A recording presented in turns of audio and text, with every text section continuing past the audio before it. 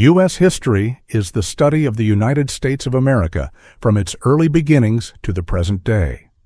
It encompasses the political, social, economic, and cultural developments that have shaped the nation. Now listen to part of a talk in a U.S. history class. Mesoamerica is the geographic area stretching from north of Panama up to the desert of central Mexico. Although marked by great diversity, this region cradled a number of civilizations with similar characteristics. Mesoamericans were polytheistic, which means they worshipped several gods, and these gods possessed both male and female traits and demanded blood sacrifices of enemies taken in battle or ritual bloodletting. Corn, or maize, domesticated by 5000 BCE, formed the basis of their diet. They developed a mathematical system, built huge edifices, and devised a calendar that accurately predicted eclipses and solstices, and that priest astronomers used to direct the planting and harvesting of crops. We are able to learn so much about these people because they created the only known written language in the Western Hemisphere. Researchers have made much progress in interpreting the inscriptions on their temples and pyramids. Though the area had no overarching political structure, trade over long distances helped diffuse the culture. Question: what is the lecture mainly about?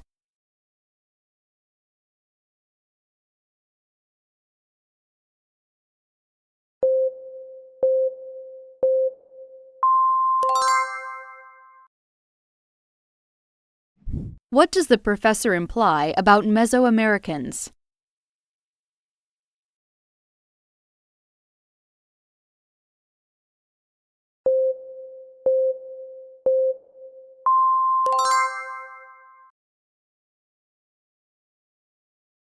Now listen to part of a talk in a U.S. history class.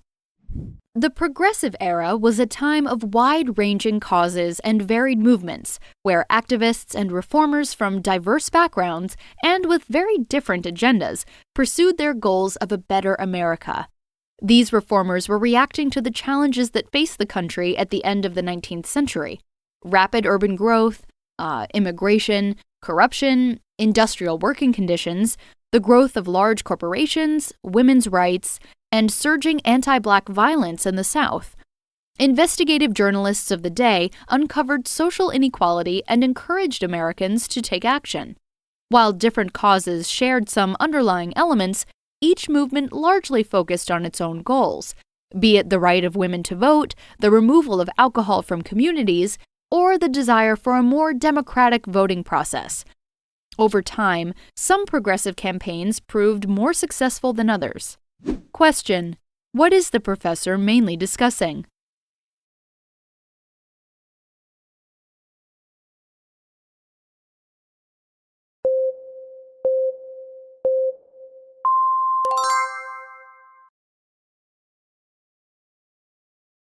Why does the professor mention investigative journalists?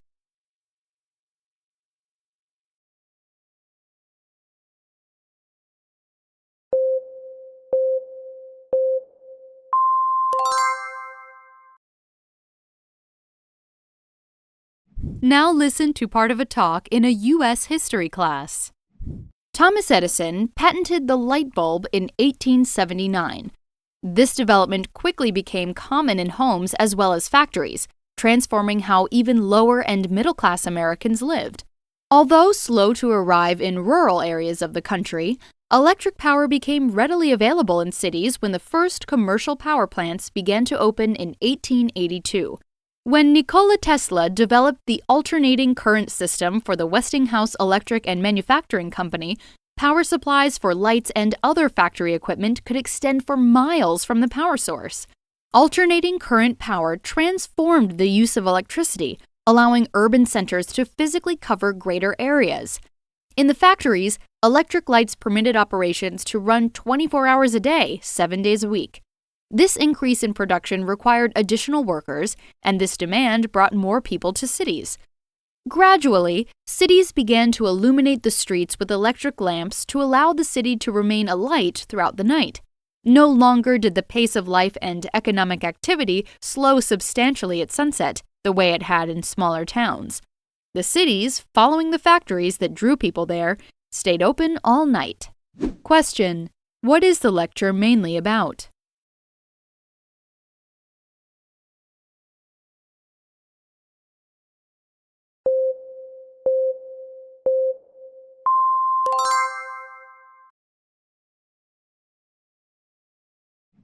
Why did electricity help bring more people to cities?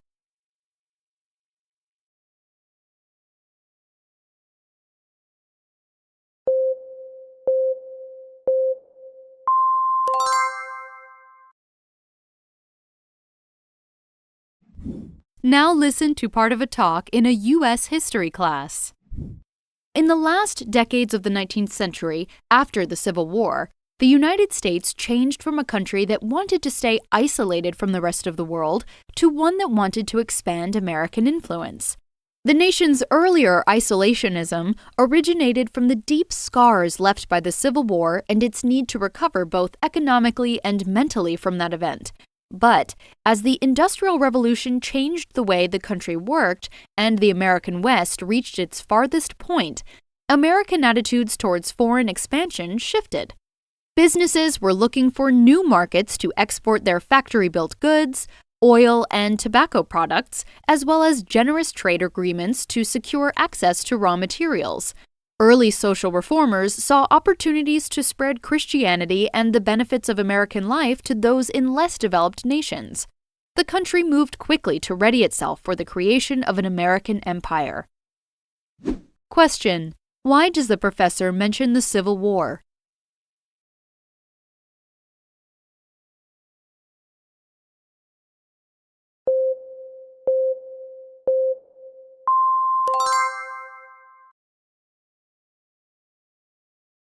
What is the professor's attitude towards the expansion of American influence?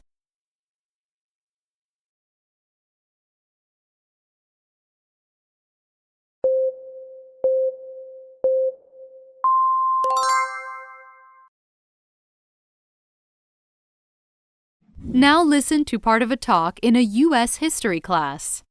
On the eve of World War I, the U.S. government, under President Woodrow Wilson, opposed any involvement in international military conflicts. But as the war continued in Europe, and as some of the powers in the war began to target commerce and travel across the Atlantic Ocean, it became clear that the United States would not be able to maintain its position of neutrality. Still, the American public was of mixed opinion. Many resisted the idea of an American intervention and American lives lost, no matter how bad the circumstances.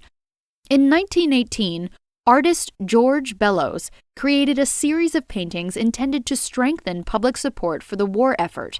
His paintings depicted German war atrocities in detail, from children run through with bayonets to torturers happily resting while their victims suffered. One image shows Germans unloading sick or disabled labor camp prisoners from a boxcar. These paintings were typical for anti-German propaganda at the time. The U.S. government sponsored much of this propaganda out of concern that many American immigrants sympathized with the Central Powers and would not support the U.S. war effort. In the end, it appears that some of this propaganda paid off. America officially announced its involvement on the sides of the British and French in April 1917 and would eventually send over 2 million American soldiers to join the war effort. Question: why did the U.S. government want to get involved in the war in Europe?